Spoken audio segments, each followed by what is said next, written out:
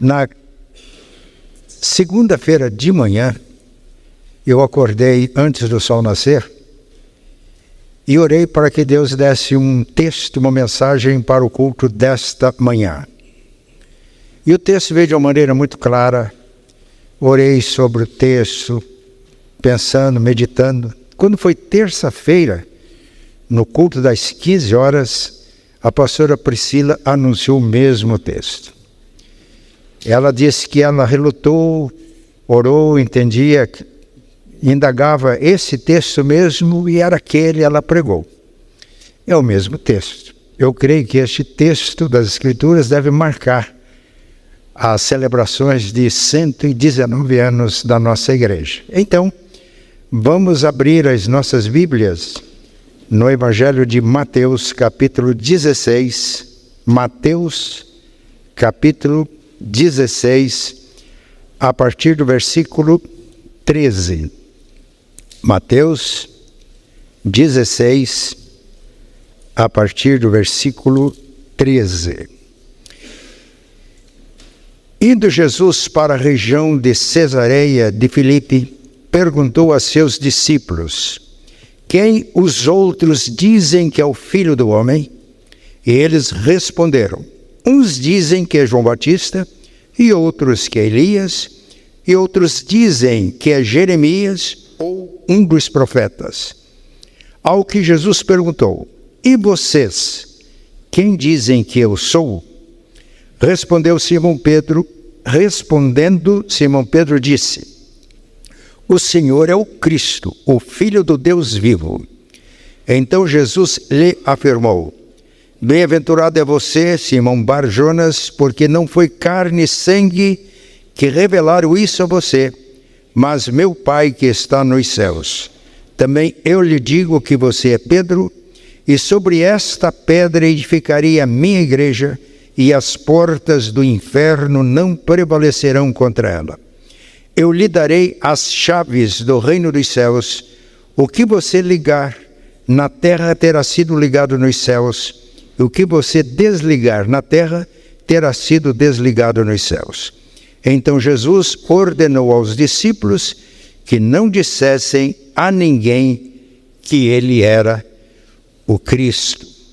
A pastora Priscila, no culto de terça-feira às 15 horas, enfatizou as chaves do reino dos céus. Hoje o nosso tema é Igreja Vitoriosa. Sobre esta pedra edificarei a minha igreja, e as portas do inferno não prevalecerão contra ela. Observe esta figura. Eu não sei se está bem nítida. Se pudessem apagar essas luzes para ficar mais claro aqui, para ficar mais nítida, né? A projeção. Muito obrigado. Ali o templo lembra a primeira Pique. Mas igreja não é templo. Igreja é comunidade. Igreja é uma casa espiritual feita de gente. Então nós temos ali esta projeção, uma figura de igreja. Os irmãos observem que nós temos pessoas mais idosas, pessoas mais jovens, crianças, comunidade, e observem que está na porta do templo, como se estivessem saindo do templo. É a mensagem do último canto que o quinteto Templos cantou: sair e proclamar. Nós nos reunimos no templo para o culto de adoração, louvor, para nos edificarmos pela palavra, e terminado o culto saímos e cada um de nós vai para os seus lares. Amanhã, cada um onde estiver é uma testemunha de Cristo. E que a igreja está edificada sobre Cristo, a rocha eterna.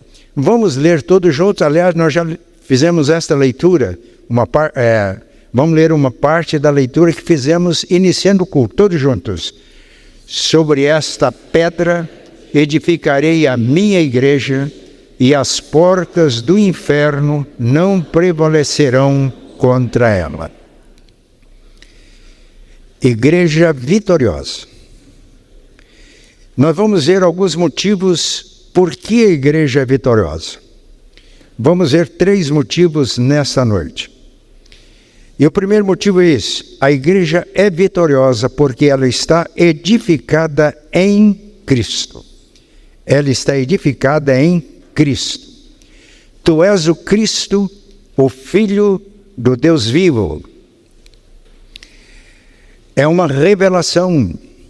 É uma revelação. Jesus estava indo com seus discípulos para Cesareia de Filipe. Se os irmãos observem na projeção, Cesareia de Filipe está bem no norte da Palestina. Os irmãos estão vendo Galileia, Nazaré, onde Jesus foi criado. Mais ao sul nós temos a Judéia. O primeiro ano do ministério de Jesus ele foi muito popular. Multidões afluíam a Jesus para ouvir os seus ensinos, para que fossem por ele curadas, libertadas. A partir da metade do seu ministério, que durou cerca de 3 anos e meio, a popularidade de Jesus foi caindo, a oposição foi aumentando e ele foi concentrando o seu ministério com seus discípulos, principalmente com os 12. E aqui ele está como que dirigindo-se a um retiro, bem no norte da Palestina, nessa região que é chamada, ou cidade que é chamada Cesareia de Filipe. Então aqui houve a revelação. E isso é fundamental, porque Jesus disse que ninguém conhece o Pai senão o Filho, e ninguém conhece o Filho senão o Pai, e aquele é quem o Filho, o Pai, quiser revelar. Então nós não conhecemos a Deus através do nosso raciocínio lógico. Nós conhecemos a Deus porque Ele se revela. Toda a Bíblia é a revelação de Deus. E a Bíblia, o escrito, a revelação é de Deus. E a revelação o registro da revelação é inspirado. E quando lemos a Bíblia e a nossa mente e coração estão abertos para Deus, o Espírito Santo nos ilumina para entendermos a palavra no seu real sentido. É a palavra que nos edifica, que nutre, que nos orienta. E a palavra encarnada é Jesus. Por isso, Cristo está no centro das Escrituras. O reverendo Walter Augusto Ermel, que foi professor de Antigo Testamento no seminário da nossa igreja, num artigo que ele publicou no Estandarte na década de 60, ele disse que se ele fosse um artista, um pintor, ele representaria toda a revelação bíblica num quadro. No centro do quadro, Jesus.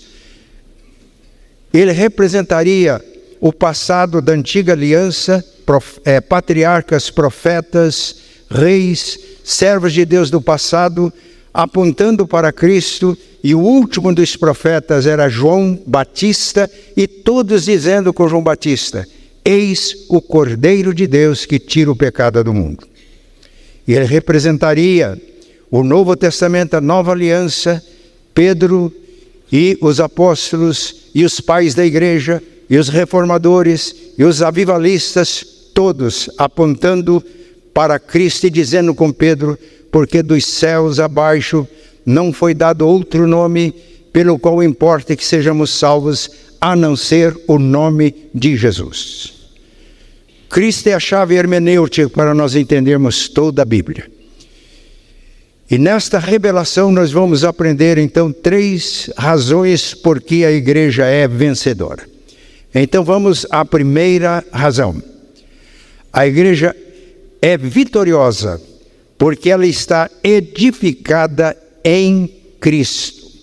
Você é feliz, Simão, filho de Jonas, porque não foi o sangue e a carne, não foi o ser humano quem te revelou esta verdade, mas o meu Pai que está nos céus. Você é Pedro, e sobre esta pedra edificarei a minha igreja, e as portas do inferno não prevalecerão contra ela. Sobre esta pedra. Quem é a pedra? A pedra é Cristo. O próprio Pedro, que foi o canal da revelação neste momento, ele afirma na primeira carta que ele escreveu, capítulo 2, a partir do versículo 4.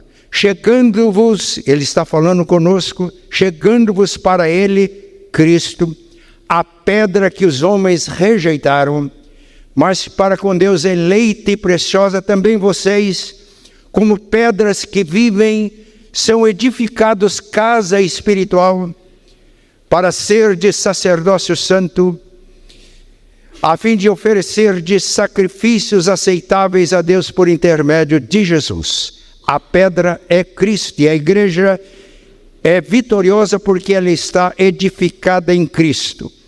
Ele é o fundamento da igreja. Ele tem as chaves da morte e do inferno. Quando Jesus, exaltado à destra do Pai, revelou-se a João, ele disse: eu estive morto, mas vivo pelos séculos dos séculos, e tenho nas mãos as chaves da morte e do inferno.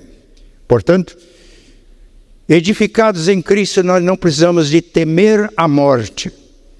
Quando ele conversava com as irmãs de Lázaro, ele disse: eu sou a ressurreição e a vida. Quem crê em mim, ainda que morra, viverá.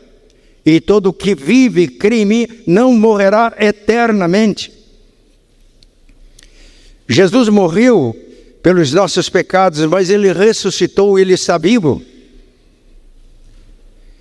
E ele tem nas mãos as chaves, ou as chaves da morte e do inferno.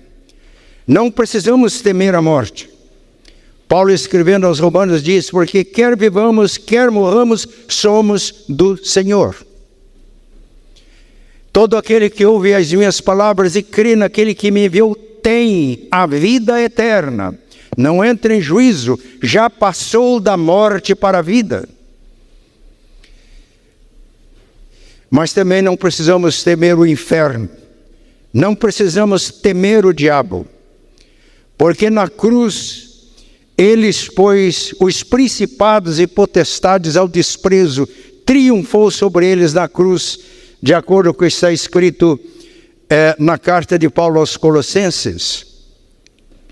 E Paulo, escrevendo aos Efésios, no capítulo 1, ele diz que Deus, o Pai, exerceu o seu poder em Cristo, ressuscitando-o dos mortos e fazendo sentar-se à sua direita, acima de todo principado e potestade e de qualquer poder que se possa nomear no presente século e no vindouro, e para ser tudo em todas as coisas, ele o deu à igreja, que é o seu corpo, a plenitude daquele que enche todas as coisas. Olha o que é a igreja no ensino do apóstolo Paulo. Mas no capítulo 2 da carta aos Efésios 6, ele diz que este mesmo poder nos ressuscitou com Cristo e nos fez assentar com ele nas regiões celestiais. Portanto, a igreja que é edificada em Cristo está assentada com Cristo nas regiões celestiais, acima de principados e potestades e de qualquer poder que se possa nomear no presente século ou no futuro. A igreja enfrenta suas lutas, seus desafios. Paulo, na carta aos Efésios, capítulo 6, ele diz que a nossa luta não é contra o ser humano, não é contra carne e sangue. A nossa luta é contra as hostes espirituais da maldade que atuam nas regiões celestiais. E no versículo 13 de Efésios 6, ele diz: tomai toda a armadura de Deus, para que possais resistir no dia mau, e depois de terdes vencido tudo, permanecer inabaláveis. Assentados com Cristo nas regiões celestiais, enfrentando a batalha espiritual com as armas que Deus nos dá, resistindo às investidas do diabo, das hostes infernais, mantendo a posição em Cristo. Em Cristo a igreja é inabalável, invencível. E depois no dia mau, no momento da luta, da batalha, depois de vencer tudo, a igreja permanece na posição. Então, a mensagem para nós nessa manhã é não sair da posição, é não descer da posição, é não ir para o terreno do diabo. Por isso, Paulo, na carta que ele escreve aos Coríntios, ele corrige, orienta a igreja e exorta de uma maneira pastoral e paternal, porque na igreja havia falta de unidade, havia invejas, havia porfias. Meus irmãos, quando isso acontece numa igreja, ela está atuando no campo, no terreno do diabo. E o que a igreja precisa fazer é deixar esse terreno do diabo e reassumir a sua posição em Cristo. Porque em Cristo nós somos mais do que vencedores. É o que o apóstolo Paulo escreve na carta aos Romanos. Então, a igreja está edificada em Cristo e permanecendo em Cristo, ela é invencível. As portas do inferno não prevalecem contra a igreja. Portanto, em Cristo nós somos serenos, firmes, servindo ao Senhor com alegria. Mas há uma segunda razão. A igreja não apenas está edificada em Cristo, mas ela é edificada por Cristo. Observe a afirmação que Jesus disse: edificarei a minha igreja. É Cristo quem edifica a sua igreja. E como ele faz isso? Na carta aos Efésios, capítulo 4, versículo 11, está escrito que Jesus concede dons à igreja. E aqui não está falando dos dons do Espírito Santo, dos dons espirituais que são distribuídos a todos os crentes. Aqui o texto está falando daqueles dons que representam o ministério de Jesus. Porque se é Jesus que edifica a sua igreja, ele opera, e os ministros que eles dão à igreja, apóstolos, profetas, evangelistas, pastores e mestres,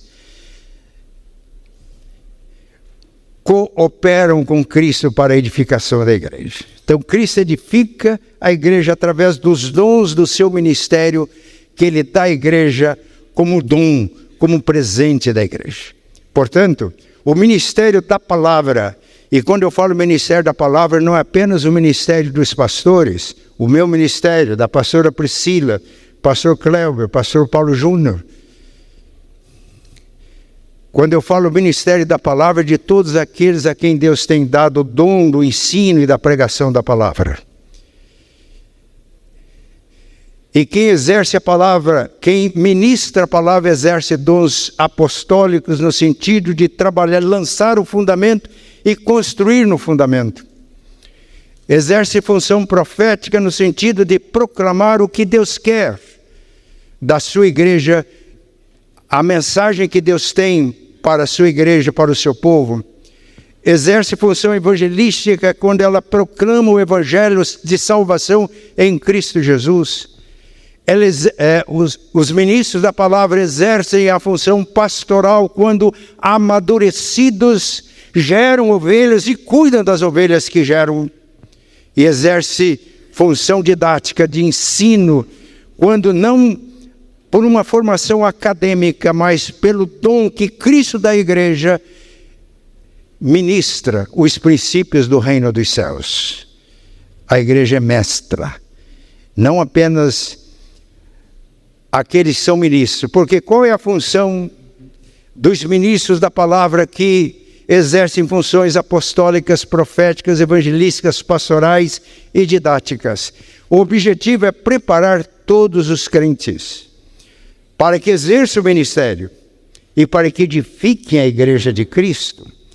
Então a minha função, a função da pastora Priscila, a função do pastor Cléber, do pastor Paulo Júnior e de todos que Deus dá o dom do ensino nesta igreja, não é fazer este trabalho pela igreja, mas é preparar cada um para que exerça o seu ministério no mundo e para que participe da edificação da igreja. Isso é feito através dos dons do Espírito. Paulo, na sua primeira carta aos Coríntios, capítulo 14, 26, ele diz: que fazer, irmãos, quando vocês se reúnem, um tem um dom, outro tem outro, palavra, profecia, exortação, seja feito tudo para edificação. Então, quem edifica é Cristo, mas para isso ele concede dons do seu ministério à igreja. E esses ministros da palavra preparam todo o crente para que cada um exerça o seu dom na edificação da igreja. Então, cada um de nós, cada um de vocês, coopera com Cristo na edificação da sua igreja. Quem opera é Cristo. E estando nele, permanecendo nele, nós cooperamos com Cristo na edificação da igreja, exercendo os dons do Espírito. Agora nós temos uma exortação. Na primeira carta que Paulo escreveu aos Coríntios, capítulo 3, ele disse: como eu sábio construtor, eu lancei o fundamento. Paulo era apóstolo, ele lançou o fundamento. Ele falou: agora cada um veja como edifica nesse fundamento. É uma exortação. Cada um veja como edifica. Ninguém pode lançar outro fundamento a não ser Jesus Cristo. A pedra é Cristo. E ninguém pode lançar outro fundamento. Agora, neste edifício, como nós vamos construir? Ouro, prata, pedras preciosas, ou pode ser palha, madeira, feno. Paulo diz que a obra que cada um de nós realiza na edificação da igreja vai ser provado pelo fogo do juízo. O que foi construído representa ouro, prata, pedras preciosas, permanece. Mas quando estamos edificando com palha, com feno, o fogo do juízo vai revelar. Ele diz: quem edifica sobre o fundamento, e aqui quem edifica é Jesus, mas ele age através dos ministros da palavra, através dos dons do ministério dele, e ele age através de cada membro do corpo, de um dom que Deus dá ao membro do corpo.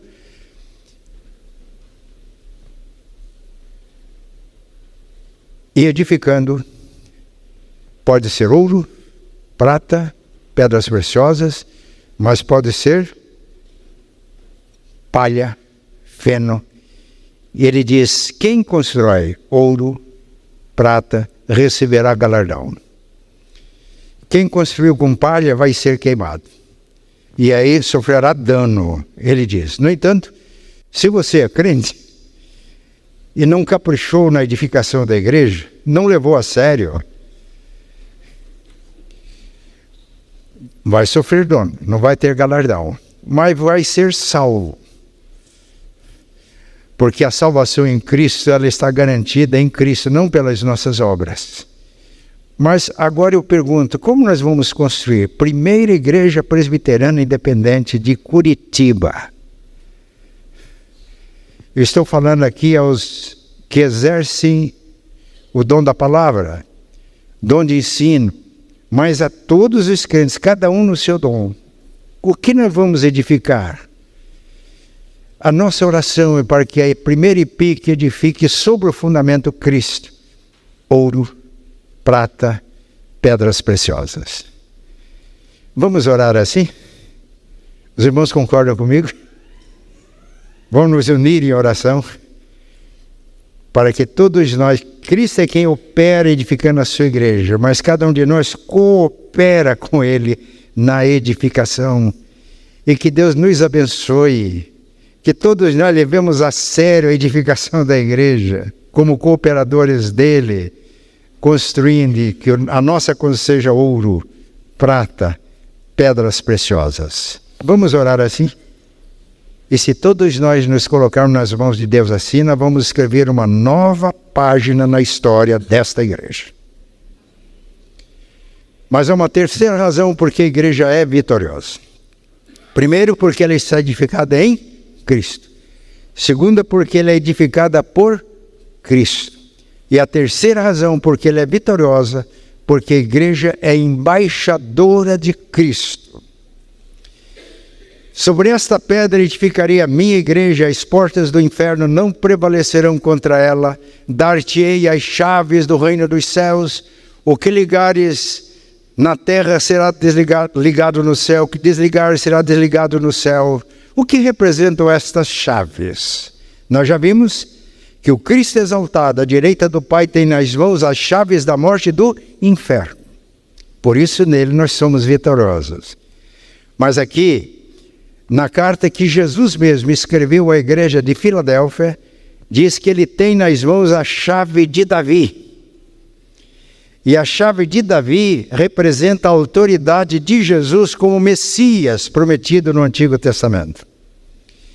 A chave de Davi está relacionada com a autoridade de Cristo como Senhor da igreja. Note bem, ele disse: edificarei a minha igreja. A igreja não é minha, a igreja é do Senhor, porque ele a comprou com o seu próprio sangue. Ele foi obediente ao Pai até a morte e morte de cruz. Ele foi ressuscitado pelo poder de Deus, exaltado à direita de Deus. Foi-lhe dada toda a autoridade no céu e na terra. A chave de Davi, o Cristo Messias é descendente de Davi. A chave de Davi representa a autoridade do Senhor. Agora, preste atenção, irmãos. Ele delega essa autoridade à igreja. Dar-te-ei a chave do reino dos céus. Conta-se tantas piadas inconsequentes sobre Pedro tendo a chave do reino do céu, abrindo a porta. Não é nada disso. Significa que ele conferiu à igreja a autoridade para abrir e fechar através da pregação do Evangelho. E que essa autoridade não foi dada ao indivíduo Pedro, foi dada ao colégio apostólico. Como Pedro foi o canal da revelação do Pai de que ele era o Cristo, o Filho do Deus vivo, Pedro exerce uma função de liderança no colégio apostólico.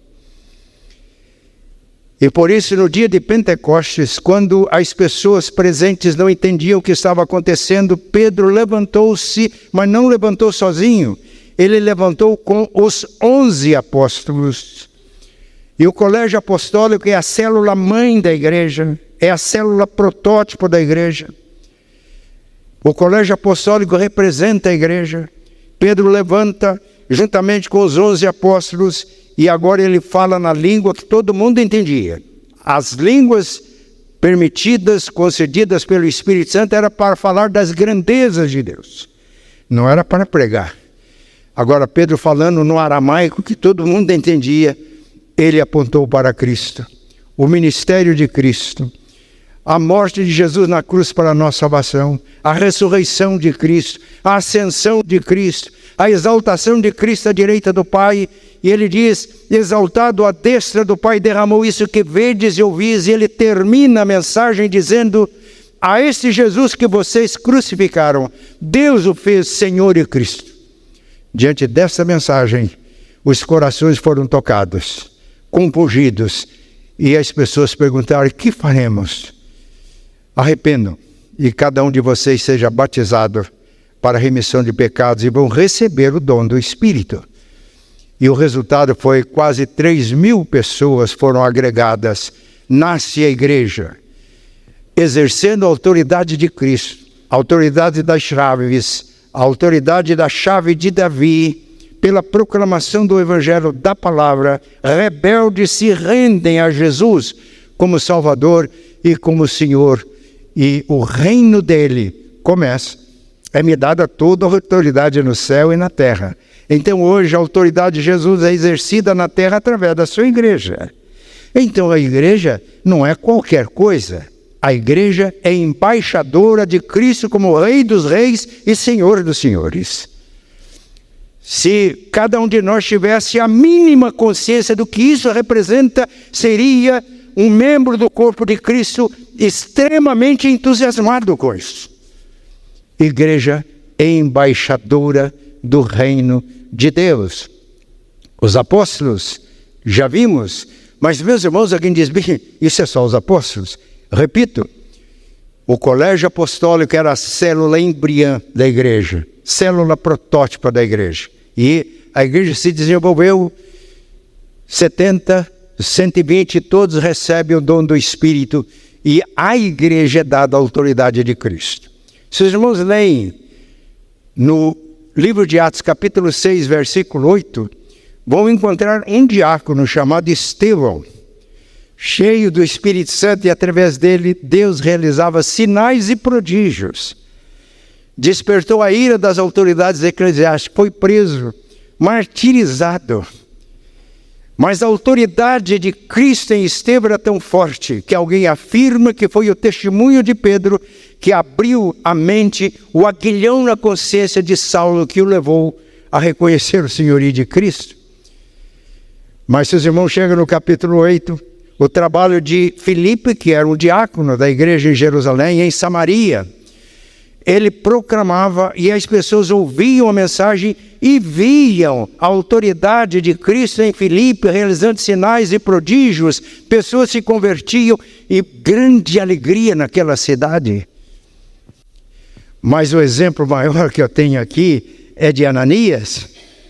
Eu disse que foi o testemunho de Estevão deve ter impactado Saulo, mas quando o Cristo exaltado se revela a ele no caminho de Damasco, ele entra na cidade cego, ele fica 3 dias sem comer, sem beber. O Senhor Jesus envia à casa de Judas, na rua chamada Direito, em Damasco, Ananias. Quem era Ananias? Simples discípulo. Ananias, em obediência, foi. E quando ele entrou na casa de Judas, ele disse: Saulo, irmão, o Senhor Jesus, que te apareceu no caminho, me enviou. E aqui Ananias exerce, ele não era um apóstolo, mas uma função apostólica. Porque o apóstolo é enviado. Ele é enviado por Jesus. E ele ministra a Saulo, impõe as mãos, Saulo é curado pela autoridade de Cristo, manifestando-se na vida de Ananias. Saulo é batizado por Ananias, não numa catedral, mas num ambiente simples de uma casa. Saulo fica cheio do Espírito Santo com a ministração de Ananias e começa o trabalho missionário de Paulo. Isso é igreja.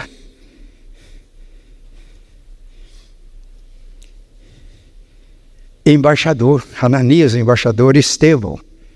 O crente mais humilde é o embaixador de Cristo. Eu já contei essa experiência, não sei se dando uma aula ou se pregando aqui, vou repetir. Meu pai me disse que numa fazenda, foi um doutor agrônomo fazendo um trabalho na fazenda, e lá tinha um grupo de crentes que se reuniam para prestar culto a Deus. E ele foi convidado para participar de um culto. E no culto, o irmão que estava dirigindo o culto, ele tinha pouca escolaridade, ele tropeçava na leitura. E o doutor agrônomo disse ao crente que o havia convidado: você não tinha alguém mais instruído para dirigir esse culto, não? O crente não pediu desculpas. O crente tinha consciência que a igreja é embaixadora de Cristo. Só disse para o doutor: presta atenção. E o doutor prestou atenção. No fim do culto, ele estava convertido. Uma pessoa simples, embaixador de Cristo. É isso que cada um de nós deve ser. Termina o culto, nós vamos para casa. Nós vamos para o nosso trabalho. Onde chegar qualquer um de nós é um embaixador do reino de Deus, do reino de Cristo. Por isso, a igreja é invencível. Porque a igreja é embaixadora do reino de Deus aqui no mundo, exercendo a autoridade da chave, a chave de Davi, que Cristo agora confere à igreja, para que a igreja possa glorificá-lo, para que a igreja possa abrir as portas do evangelho para pessoas. Ananias, naquele dia, ele abriu as portas do reino de Deus para Saulo.